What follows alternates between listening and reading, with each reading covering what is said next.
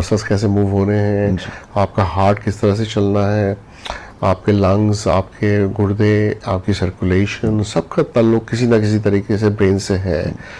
और अगर ब्रेन पे इफेक्ट आता है, ख़ास तौर पे न्यूरोकेमिकल बैलेंस पे, जिसमें सेरोटोनिन, नॉरएड्रेनालिन जो है और डोपामीन मेनली सेरोटोनिन ये अफेक्ट्स कर सकते हैं, तो उस लेवल्स पे होता है कि इमोशंस पे फ़र्क पड़ता है, जो कि महसूसात हैं आपकी, आपके सोचों पे, थॉट्स पे इफेक्ट पड़ सकता है, आपके परसेप्शन पे फ़र्क पड़ सकता है, जिस तरह से आप देख रहे हैं दुनिया को और अपने आप को, और इसी तरह आपके बिहेवियर पे फ़र्क पड़ता है।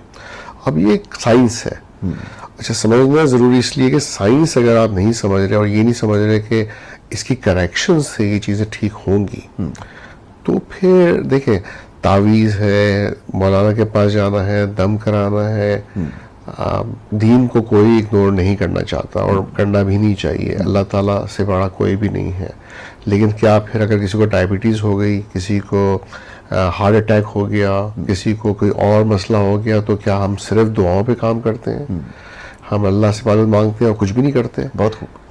तो मेरा कहने का मतलब ये है कि ये कल्चरल डिस्क्रिमिनेशन है दिमाग के साथ, और उसकी एक ही वजह है, वो इग्नोरेंस है, अवेयरनेस का ना होना है, और लोगों में अनएजुकेशन है। और जैसे जैसे एजुकेशन आएगी, लोगों को ये समझ में आएगा कि जब तक ये चीज़ें ठीक नहीं होंगी, करेक्ट नहीं होगी, और दवाई नहीं ली जाएंगी, साइकोथेरेपी या काउंसलिंग नहीं कराई जाएगी, लोगों में इम्प्रूवमेंट नहीं आती। और आपका जो सवाल है कि क्या खुद ब खुद बीमारी ठीक हो जाती है, बीमारी खुद ब खुद ठीक नहीं होती। होता ये है कि वक्त के साथ साथ ये और कॉम्प्लिकेटेड हो जाती हैं, ट्रीटमेंट रेजिस्टेंट हो सकती हैं, और जिसका आसान मतलब ये है कि बाद में पेशेंट का ठीक होना और ज़्यादा मुश्किल हो जाता है।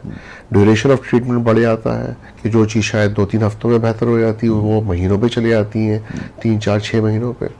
और फिर एक और प्रॉब्लम इसका आता है कि जब देर से आते हैं साइकियाट्रिस्ट के पास, तो लोगों की एक्सपेक्टेशन होती है कि भाई फ़ौरन क्यों ठीक नहीं हो रहा। बिल्कुल ठीक है।